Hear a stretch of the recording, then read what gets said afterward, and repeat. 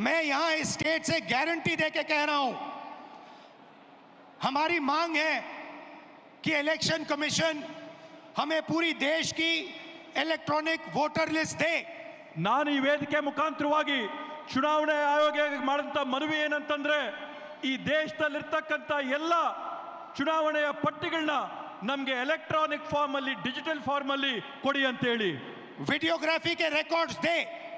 ಇವತ್ತೇನು ನೀವು ರೆಕಾರ್ಡಿಂಗ್ ಮಾಡ್ತೀರಾ ಮತಗಟ್ಟೆಗಳಲ್ಲಿ, ಆ ರೆಕಾರ್ಡಿಂಗ್ ಮಾಡಿದಂತ ಮಾಹಿತಿನ ನಮಗೆ ಕೊಡಿ ಅಂತ ಹೇಳಿ. और अगर ये हमें देंगे तो हम ये साबित कर लेंगे कि सिर्फ एक सीट नहीं चोरी हुई है।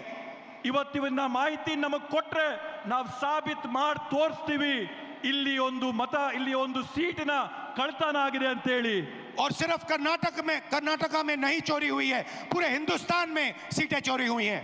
ಈ ಕಳ್ತನ ಕೇವಲ ಕರ್ನಾಟಕ ರಾಜ್ಯದ ಒಂದರಲ್ಲೇ ಅಲ್ಲ, ಭಾರತ ದೇಶಾದ್ಯಂತ ಪೂರ್ತಿ ಈ ರೀತಿಯಾಗಿ ಮತಗಳ ಕಳ್ತನ ಆಗಿದೆ. इलेक्शन कमीशन बीजेपी का नहीं है, इलेक्शन कमीशन संविधान के लिए काम करता है।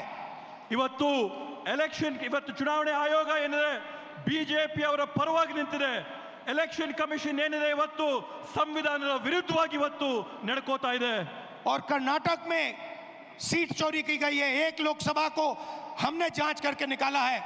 मैं कह सकता हूं कि एक से ज्यादा सीटें यहां चोरी हुई हैं।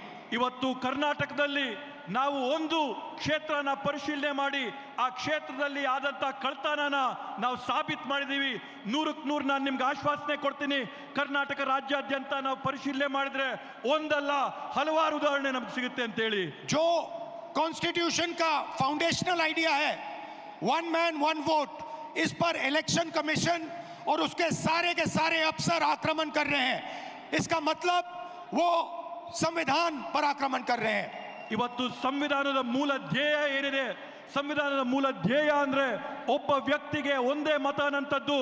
ಚುನಾವಣೆ ಆಯೋಗದ ಅಧಿಕಾರಿಗಳು, ಅವರಲ್ಲಿರ್ತಕ್ಕಂಥ ಸಿಬ್ಬಂದಿ ವರ್ಗದವರು ಎಲ್ಲರೂ ಕೂಡ ಒಗ್ಗಟ್ಟಾಗಿ ಸೇರಿ ಈ ಸಂವಿಧಾನದ ಮೇಲೆ ಪ್ರಹಾರ ಮಾಡಿ, ಅದ್ರ ಮೇಲೆ ಹಲ್ಲೆ ಮಾಡಿ हिंदुस्तान के गरीब जनता पर आक्रमण कर रहे हैं।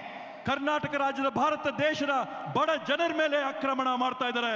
और मैं उनसे कहना चाहता हूं, अगर आप सोच रहे हो कि आप इस पर आक्रमण करके बचोगे तो फिर से सोचो। ನಾನು ಅವರೆಲ್ಲರಿಗೂ ಕೂಡ ಸ್ಪಷ್ಟವಾಗಿ ಒಂದು ಮಾತಾಡಕ್ಕೆ ಬಯಸ್ತೇನೆ, ನೀವು ಈ ಸಂವಿಧಾನದ ಮೇಲೆ ಪ್ರಹಾರ ಮಾಡಿ ನೀವು ಯಶಸ್ವಿ ಆಗ್ತೀರಾ ಅಂತಂದ್ರೆ ತಾವು ಮತ್ತೊಮ್ಮೆ ಆಲೋಚನೆ ಮಾಡಬೇಕು ಅಂತ ಒಂದು ವಾರ್ನಿಂಗ್ ನಿಮಗೆ ಕೊಡ್ತೀನಿ.